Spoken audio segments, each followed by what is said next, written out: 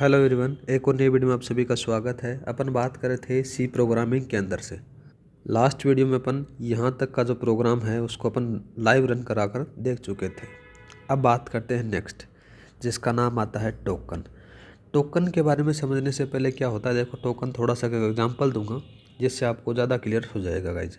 जैसे मैंने यहाँ पर लिखा इंट p इजिकल टू 13 और सेमीकोलन को लिख दिया गया।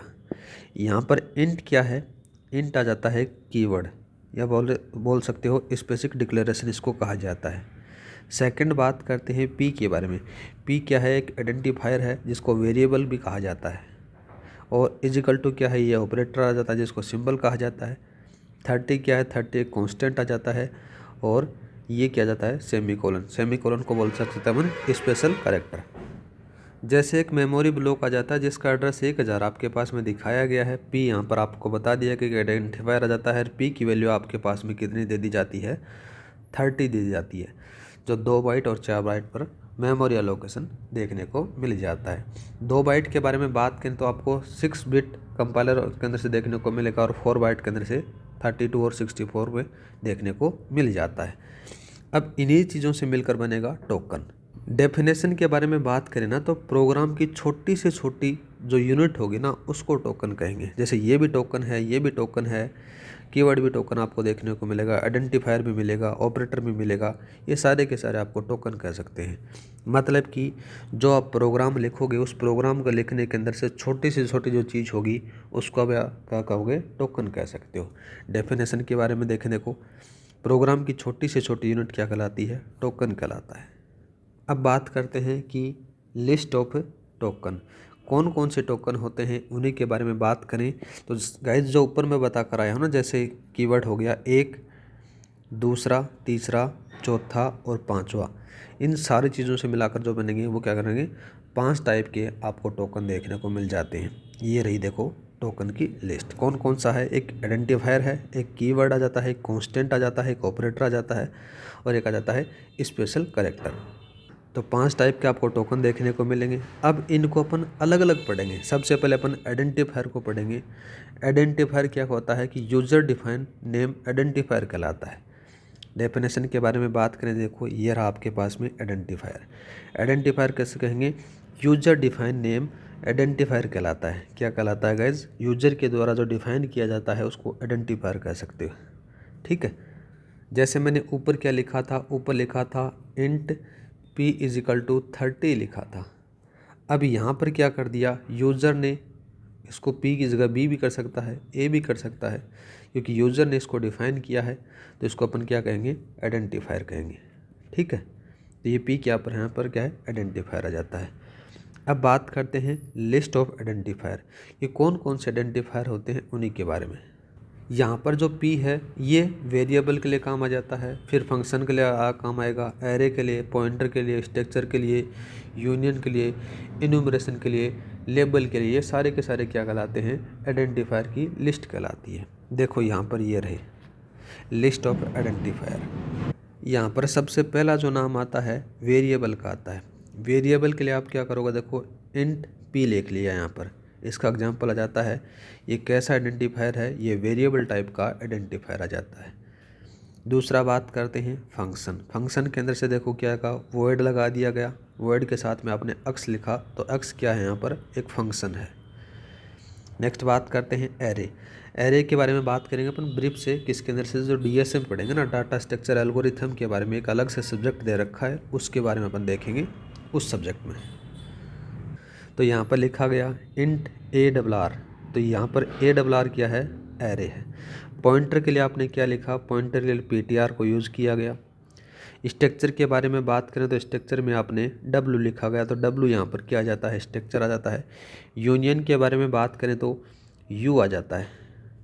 इन्यूमरेशन के लिए आपने ENUM के लग पास में R लिखा जाता है, तो R क्या है, यहाँ पर एन्यूमरेशन है। लेबल के बारे में बात करें तो लेबल को गोटो के साथ में G लिखा जाता है। ये सारे के सारे क्या है गाइज, लिस्ट ऑफ आइडेंटिफायर आ जाते हैं। अब बात करते हैं कि कौन कौन से रूल होते हैं आइडेंटिफायर को लिखने के, उनके बारे में बात करते हैं। ऐसा तो है नहीं कि आपको मन में आई आपने वहीं से स्टार्ट कर दी। जब आप ABCD सीखते हो ना, ABCD सीखते हो तो आपको सबसे पहले लिखाया जाता है कि A पहले आएगा, B बाद में आएगा, C बाद में आएगा, D बाद में आएगा। उनका एक रूल रेगुलेशन होता है, उन्हीं रूल रेगुलेशन को फॉलो करते हुए अपन आइडेंटिफायर बनाते हैं। तो वो कौन कौन से रूल हैं उनको अपन बात करते हैं। सबसे पहले बात होती है, देखो, रूल ऑफ आइडेंटिफायर के बारे में। रूल ऑफ आइडेंटिफायर के बारे में चर्चा होती है तो इनकी जो शुरुआत होती है कैपिटल A से लेकर कैपिटल Z अथवा स्मॉल a से लेकर स्मॉल z या फिर अंडर स्कोर से होती है। पहला रूल समझ में आया। पहला रूल ये आ जाता है कि अगर आप पासवर्ड बनाते हो तो पासवर्ड बनाने के लिए आपको क्या क्या देखने को मिल जाता है कि पहला एक स्ट्रॉन्ग पासवर्ड बनाने के लिए पहला लेटर आपको कैपिटल होना चाहिए, दूसरा स्मॉल होना चाहिए, साथ में एक स्पेशल कैरेक्टर यूज़ होना चाहिए। वो सारी चीज़ें आपको देखने को मिल जाती हैं। तो जो पहला रूल आ जाता है कि इन आइडेंटिफायर की जो शुरुआत होगी या तो स्मॉल लेटर से होगी या फिर कैपिटल लेटर से होगी या फिर आप अंडर स्कोर का यूज़ करते हुए इनकी शुरुआत कर सकते हो। अन्यथा कुछ भी चीज़ आती है तो वो वैलिड आइडेंटिफायर नहीं माना जाएगा। अगर सपोज करो आपने क्या किया, आइडेंटिफायर की शुरुआत कोई नंबर से कर दी तो वो वैलिड नहीं माना जाएगा। एक चीज़ और याद रखना, जो नंबर होता है उसका यूज़ ज़रूर कर सकते हो। कहाँ कहाँ पर, या तो मिडल में कर सकते हो या फिर लास्ट में कर सकते हो। ठीक है, ये भी एक रूल आ जाता है। देखो यहाँ पर भी लिखा गया है नंबर से स्टार्ट नहीं होगा, लेकिन नंबर का यूज़ मिडल और लास्ट में किया जा सकता है। ठीक है, उम्मीद करता हूँ कि आपको जो पहला रूल है वो समझ में आ गया कि उसकी शुरुआत आइडेंटिफायर की कैसे कर सकते हो।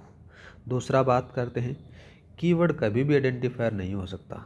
ठीक है, जो कीवर्ड होते हैं उनको कभी भी आप आइडेंटिफायर नहीं बना सकते, और स्पेशल कैरेक्टर अलाउ नहीं होगा आइडेंटिफायर के अंदर से। ठीक है, नेक्स्ट बात करते हैं गाइज, ये समझ में आ गया। दूसरा बात होती है कि स्पेशल कैरेक्टर्स अलाउ नहीं होंगे। मतलब कि कोई भी आइडेंटिफायर को आप अगर बनाते हो तो उस आइडेंटिफायर के अंदर से आप स्पेशल कैरेक्टर को कोई अलाउ नहीं किया जा सकता। अब आप मेल आईडी बनाते हो तो मेल आईडी बनाने के लिए आपको एक फिक्स लेंथ होती है कि आप इतने कैरेक्टर की एक मेल आईडी बना सकते हो। वैसा सा ही रूल इसके ऊपर लागू होता है कि एक आइडेंटिफायर होता है, उस आइडेंटिफायर की जो लेंथ होती है वो 31 कैरेक्टर बताई जाती है। इम्पोर्टेंट सवाल ज़रूर छप सकता है। ठीक है, तो याद रखना, जो आइडेंटिफायर होता है उसकी लंबाई 31 कैरेक्टर बताई जाती है। इससे ज़्यादा अगर आपने लिख दिया गया तो वो इनवैलिड आइडेंटिफायर के अंदर से शामिल किया जाता है। कौन कौन से, जैसे आपने सारे रूल पढ़े, उन सारे रूलों को अपन अप्लाई करते हुए बात करते हैं एक दो चार एग्जाम्पलों में, जिससे आपका सारा का सारा जो रूल पढ़ कर आए हो वो क्लियर हो जाएगा। यहाँ पर पहला वाला आ जाता है, देखो इंट के साथ में मैंने लिखा इंट AB। पहला रूल आ जाता है कि कैपिटल लेटर में लिख सकते हो A और B। ठीक है, स्मॉल में भी लिख सकते हो, स्मॉल और कैपिटल दोनों में लिख सकते हो, अंडर स्कोर से भी स्टार्ट कर सकते हो। अंडर स्कोर बाद में बीच में भी यूज हो सकता है। एक नियम आ जाता है कि नंबर होता है, नंबर से शुरुआत नहीं हो सकती। यहाँ पर शुरुआत हो रही तो ये आइडेंटिफायर नहीं होगा। ठीक है, नेक्स्ट बात करते हैं, जहाँ पर इंट लिख दिया, इंट के बाद में अंडर स्कोर का यूज़ किया, 10 लिख दिया। ठीक है, क्योंकि अंडर स्कोर का यूज़ पहले कर सकते हो। इंट डू आ गया, ये भी सही है। दूसरा बात करते हैं, इंट डू 10 आ गया, ये भी सही है। अब ए बीच में आपने नंबर यूज़ कर लिया तो ये भी सही है। फिर एक और देखते हैं अपन, यहाँ पर पहले अंडर स्कोर का यूज़ किया, फिर कैपिटल A, फिर 10 यूज़ किया, फिर B, ये भी सही है। दूसरा जाता है स्पेशल कैरेक्टर का यूज़ नहीं होता, ये वाला रूल यहाँ पर होता है। तो स्पेशल कैरेक्टर का यूज़ यहाँ पर क्या हो रहा है, डॉलर का साइन यूज़ हो रहा है, तो ये आइडेंटिफायर नहीं होगा। यहाँ पर भी आइडेंटिफायर के साथ में स्पेशल कैरेक्टर का यूज़ हो रहा है, तो स्पेशल कैरेक्टर का यूज़ कहीं पर भी नहीं होता आइडेंटिफायर के अंदर से। दोनों के दोनों गलत रहेंगे। गो टू के बारे में बात करें तो गो टू एक कीवर्ड होता है, तो कीवर्ड का जो यूज होता है वो आइडेंटिफायर में नहीं किया जा सकता, इसलिए ये भी नहीं होगा। एक और नया नियम याद रखना कि जैसे इंट आपने लिखा और A और B, इन दोनों के बीच में आपने कुछ भी नहीं लगाया, बोले तो स्पेस दे दिया, तो स्पेस आइडेंटिफायर में अलाउ नहीं होता है, याद रखना। ठीक है, नेक्स्ट बात करते हैं, यदि लंबाई 31 से ज़्यादा होती है तो वो भी वैलिड नहीं माना जाएगा, ये चीज़ मैं बता चुका हूँ। नेक्स्ट बात करते हैं कि ब्लैंक स्पेस और वाइट स्पेस है वो भी अलाउ नहीं किया जाता, दोनों चीज़ें याद रखना। अब एक कैसे क्वेश्चन आते हैं, उन क्वेश्चंस के बारे में चर्चा करते हैं। एक छोटा सा एग्जांपल आपके पास में दे रखा है कि कौन सा वैलिड आइडेंटिफायर आ जाता है। इस वैलिड के अंदर से बात करें तो देखो क्या लिखा गया है। पहला लिखा मैंने आरपीएससी जंक्शन। आरपीएससी जंक्शन एक वैलिड आइडेंटिफायर हो सकता है। दूसरा बात करते हैं डू और गो टू। एक थोड़ा सा चेंज कर लेना, यहाँ पर ये नहीं आएगा। क्यों नहीं आएगा? ये कीवर्ड होता है, ठीक है। तो यहाँ पर देखो डू और गो टू है, ये कीवर्ड आ जाते हैं, तो इनको अपन आइडेंटिफायर के रूप में यूज़ नहीं कर सकते। एक और आता है कि 23 जंक्शन यहाँ पर लिख दिया गया, तो पहले नंबर अपन यूज़ नहीं कर सकते, आइडेंटिफायर के बीच में और लास्ट में यूज़ कर सकते हैं, स्टार्टिंग आइडेंटिफायर की नंबर से नहीं कर सकते। तो ये रूल भी यहाँ पर फॉलो हो रहा है। तो ओनली एक बचा आइडेंटिफायर जिसका नाम होगा आरपीएससी जंक्शन, ठीक है गाइज। नेक्स्ट बात करते हैं गाइज। नेक्स्ट आ जाता है कि कौन सा वैलिड आइडेंटिफायर है, कौन सा वैलिड आइडेंटिफायर है। ऐसे ही क्वेश्चन आपको एग्जाम में देखने को मिलेंगे, जैसे वोलेटाइल मिल जाएगा, गो टू मिल जाएगा। ये दोनों के दोनों कीवर्ड हैं, तो इनको शामिल नहीं किया जा सकता आइडेंटिफायर में। मैन को बात करें, एक मैन फंक्शन होता है, अगर ऐसा रहता तो ये नहीं रहता, लेकिन यहाँ पर इसका ओनली मैन लिखा गया है, तो ये एक आइडेंटिफायर बन सकता है। इनम के बारे में बात करें तो इनम भी आपको यहाँ पर वैलिड आइडेंटिफायर नहीं है। नेक्स्ट बात करते हैं। नेक्स्ट आ जाता है कि कौन सा वैलिड आइडेंटिफायर नहीं है। यहाँ पर थोड़ा सा ध्यान देखना, नहीं है। एग्जिट आ गया, स्टॉप आ गया, मैन देखो यहाँ पर मैंने लिखा मैन क्या है, स्पेशल कैरेक्टर का यूज हो रहा है यहाँ पर ये कोष्टक का, तो इसलिए अपन क्या कर सकते हैं, इसका यूज़ नहीं कर सकते अकॉर्डिंग टू आइडेंटिफायर के रूल्स के। तो यहाँ पर पूछा भी किया गया है कि वैलिड आइडेंटिफायर नहीं है, तो ऑप्शन नंबर सी सही रहेगा। आइडेंटिफायर की कहानी आपको समझ में आ चुकी होगी, 5 टाइप को किस प्रकार से अपन डिवाइड करते हैं, ठीक है। अब बात करते हैं आइडेंटिफायर के अंदर से कौन कौन से आइडेंटिफायर होते हैं, उन्हीं के बारे में। सबसे नंबर 1 पर आता है वेरिएबल का। वेरिएबल के बारे में बात करें तो वेरिएबल एक आइडेंटिफायर होता है, याद रखना। प्रोग्राम में यूजर के द्वारा दिया गया जो नाम होता है वेरिएबल होता है, ठीक है। जैसे यहाँ पर एक मेमोरी आ गई, मेमोरी में पी आपने किसी ने एलोकेट कर दिया गया, इसका एड्रेस 2001 आ जाता है और दूसरा आ जाता है 2025 आर, यहाँ पर दे दिया जाता है, ठीक है।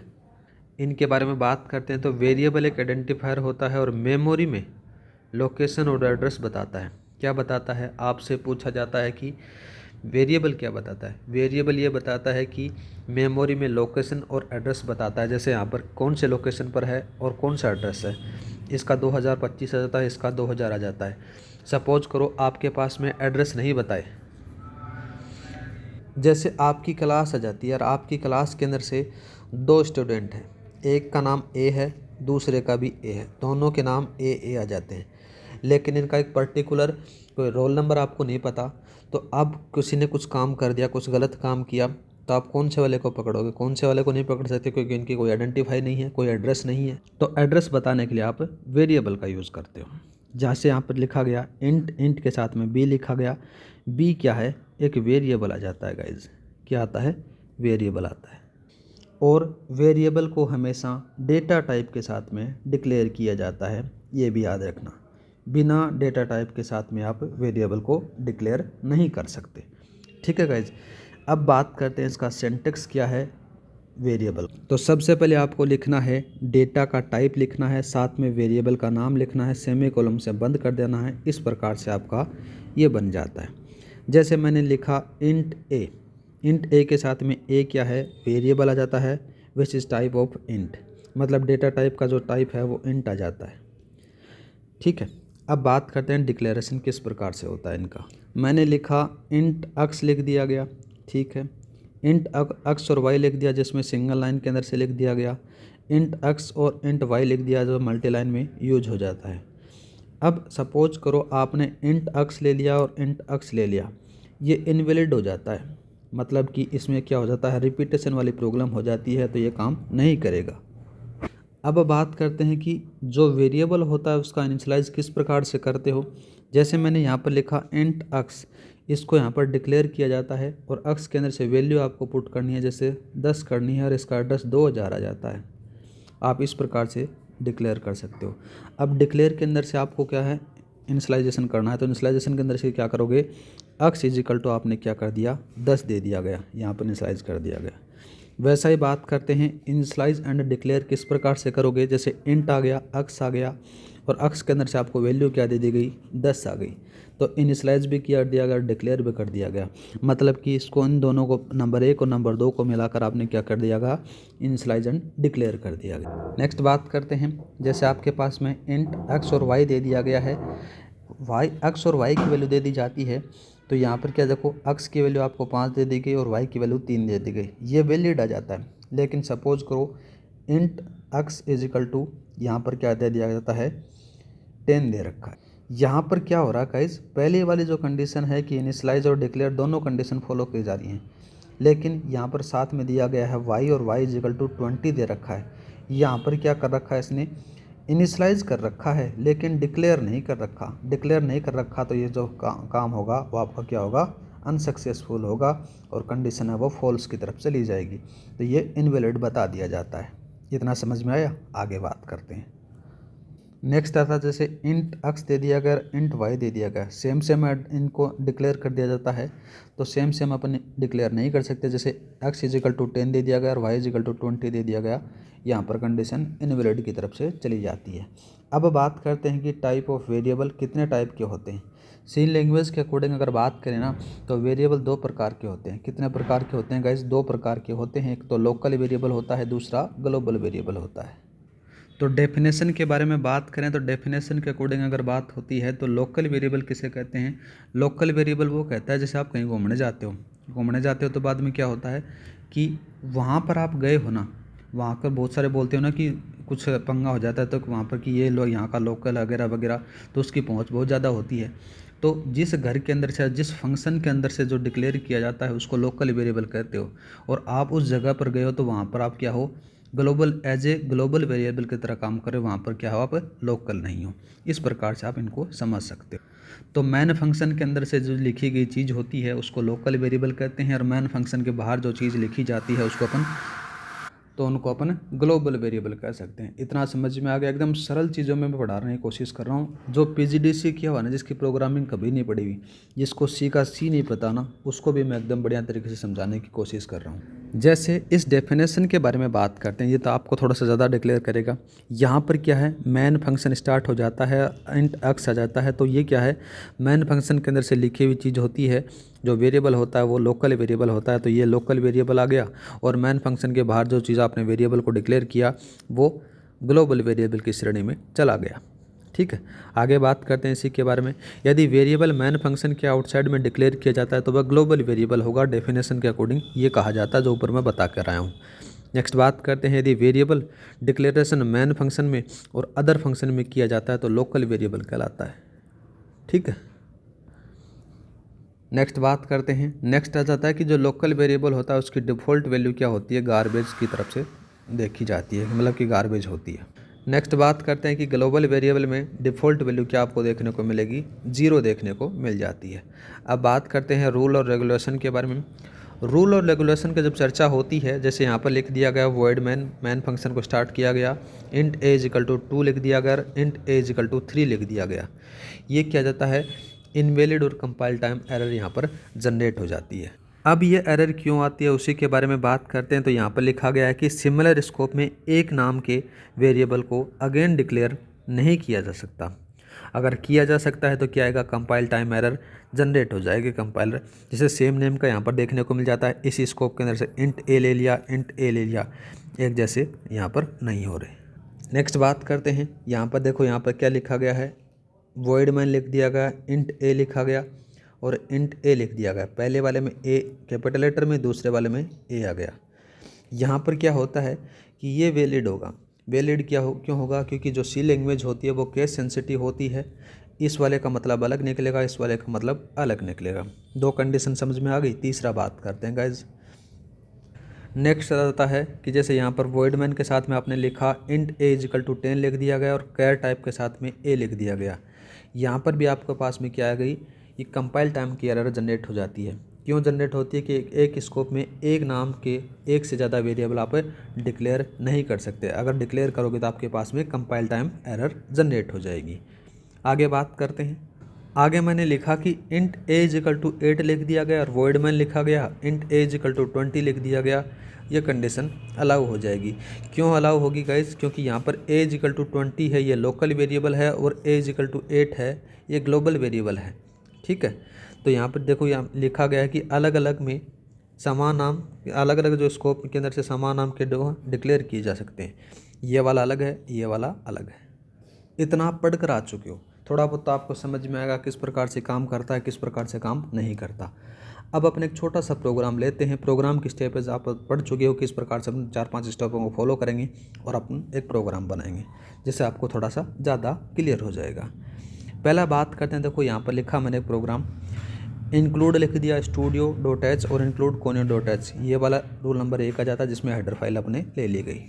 दूसरा देखो यहाँ पर इंट ए इक्वल टू 20 लिख दिया गया, मैंने 20 लिखा, लिखने के बाद में क्या कर दिया गया, यहाँ पर वॉइड मैन लगा दिया गया, ये आपका ग्लोबल वेरिएबल बना दिया गया। और ग्लोबल वेरिएबल के बाद में ए इक्वल टू 40 आ गया, यहाँ पर कौन सा आ गया, ये लोकल वेरिएबल बना दिया गया। क्लियर SCR आप यूज़ करते आ रहे हो। प्रिंट ऐप आपको क्या कराना है, प्रिंट %d और ए इन दोनों का आपको प्रिंट करवाना है। प्रिंट करवाने के गेट CS का यूज़ किया गया और यहाँ पर प्रोग्राम को आपने क्लोज कर दिया गया। आउटपुट आपको क्या मिलना चाहिए, 40-40 आउटपुट मिलना चाहिए।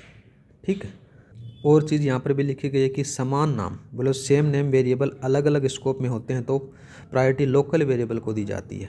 किसको दी जाएगी, लोकल वेरिएबल को। ठीक है, ऐसा सा अपन देखते हैं। अपन आपके पास में आउटपुट क्या आना चाहिए, 40-40 आना चाहिए। ठीक है, चलते हैं अपन लाइव स्क्रीन पर और देखते हैं किस प्रकार से प्रोग्राम रन होता है। तो ये आ गया अपन लाइव स्क्रीन के ऊपर। सबसे पहले आपके पास में दिखा गया है, देखो हेडर फाइल अपने लिख ली गई है, इंक्लूड studio.h इंक्लूड ये लिख दिया गया। अब इसके बाद में अपन ने क्या लिखा था, एक ग्लोबल वेरिएबल बनाया था। ग्लोबल वेरिएबल बोले तो इंट, ठीक है, और इस साथ में लिखा गया है ए इज इक्वल टू, यहाँ पर आपने क्या किया था, 20 किया था। सेमीकोलन से इसको बंद कर दो।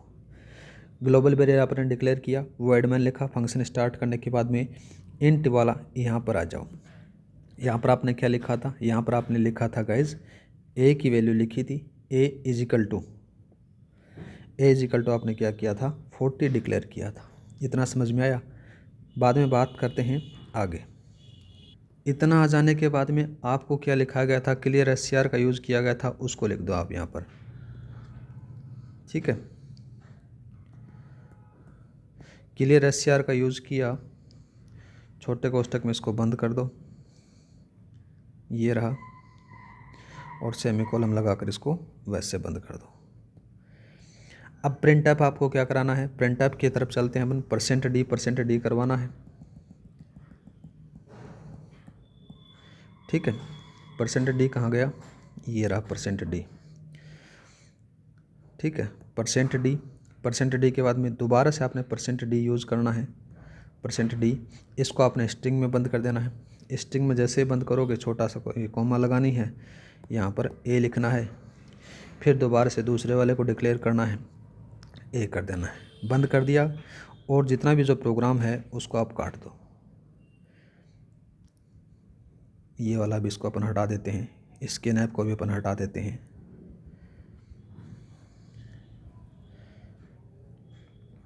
ठीक है गाइज, एक बार दोबारा से देख लो आप।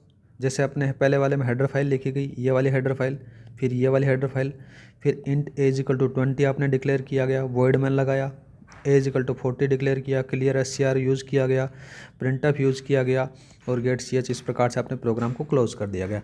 अब आपके पास में जो आउटपुट आना चाहिए वो मैंने बताया था कि 40-40 आना चाहिए, बोले तो 40-40 का आउटपुट आना चाहिए।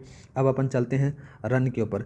जैसे रन के ऊपर अपन क्लिक करते हैं तो आपके पास में आउटपुट क्या मिलेगा गाइज, देखो ये रहा आपके पास में आउटपुट 40-40, इस प्रकार से आपके पास में आउटपुट मिल जाता है। एक दूसरा अपन देखते हैं। इतना समझ में आया, ये वाला अपने पास अपन कर चुके हैं। नेक्स्ट बात करते हैं, जैसे include studio.h include conio.h header file आपने यूज़ की, इंट ए इक्वल टू 80 किया गया, वॉइड मैन आपने लिखा, और साथ में ए लिख दिया गया, और इंट ये कर दिया गया। इस वाले प्रोग्राम के अंदर से आपको ग्लोबल वेरिएबल को अलग से डिक्लेयर करना पड़ रहा है। क्यों करना पड़ रहा है, यहाँ पर आर लिख दिया और आर की वैल्यू यहाँ पर ए लिख दी गई है, और इंट ए इक्वल टू 55 कर दिया गया। प्रिंट ऐप आपने %d और आर और ए लिख दिया गया। आपके पास में जब आउटपुट आएगा वो 80-55 आना चाहिए। क्या आना चाहिए? 80-55 आना चाहिए। अपन देखते हैं अब देखो इस प्रोग्राम के बारे में। चलते हैं लाइव स्क्रीन पर। इसी वाले प्रोग्राम में अपन चेंज कर लेते हैं जो चेंज होने वाला है। Int a is equal to आपने क्या लिखा? Int a is equal to आपने लिखा 80। ठीक है, वॉइड मैन लगा दिया गया। यहाँ पर एक चीज़ और मैंने डिक्लेयर की जिसका नाम है इंट। यहाँ पर लिखा इंट और आर इज इक्वल टू ये रहा इज इक्वल टू, और इसकी वैल्यू मैंने क्या कर दी? इसकी कर दी मैंने ए, और यहाँ से मैंने इसको बंद कर दिया गया। इतना समझ में आया? Next int a is equal to आपने क्या करवाना है? 55 करवाना है, 80-55 करवाना है। क्लियर SCR का यूज़ किया गया। क्लियर SCR का यूज़ करो तो करो, नहीं वो कोई दिक्कत नहीं है। ठीक है, चलो आपने पहले वाले प्रोग्राम में नहीं कर रखा था तो उसको अपना हटा देते हैं। प्रिंट लिख दिया गया। यहाँ पर आपको क्या कराना है? आर प्रिंट कराना है। ठीक है, सेम जो अपन ने पढ़ा था उसी को अपने यहाँ पर लाइव परफॉर्म किया है। अब अपना पास में जो आउटपुट आना चाहिए ना वो 80-55 का आना चाहिए। तो अपन लाइव जब रन करते हैं तो अपने पास में आउटपुट क्या आएगा? 80-55 आएगा गाइज। इतना समझ में आ गया? कैसे आया उनके बारे में बताता हूँ थोड़ा सा। चलते हैं वापस। यहाँ पर मैंने आर को अलग से डिफाइन कर दिया गया। जो यहाँ पर ये वैल्यू थी ए इज इक्वल टू 80, इसको मैंने आर में डाल दी और आर को अलग से प्रिंट कर दिया गया। मतलब इसको ग्लोबल वेरिएबल से मैं लोकल वेरिएबल में ले आया, और दूसरा लोकल वेरिएबल 55 था ही ऑलरेडी। इन दोनों को प्रिंट किया तो आपके पास में आउटपुट क्या आया? 80-55 आया। अगर आपको जैसे उल्टा फिट प्रिंट करवाना है, 55 और 80 करवाना है, तो आप इन दोनों का सीक्वेंस चेंज कर सकते हो। ए पहले लिख सकते हो, आर बाद में लिख सकते हो। इस प्रकार से प्रोग्राम रन होते हैं गाइज। इतना समझ में आ गया होगा उम्मीद करता हूँ। वापस चलते हैं अपन अपनी स्लाइड के ऊपर। ये वाला प्रोग्राम अपन रन कर आए थे। आगे ये भी लिखा गया है कि ग्लोबल वेरिएबल का स्कोप विद इन प्रोग्राम होता है, जबकि लोकल वेरिएबल का स्कोप विद इन ब्लॉक किया जाता है। इन दोनों चीज़ों को थोड़ा सा ध्यान रखना।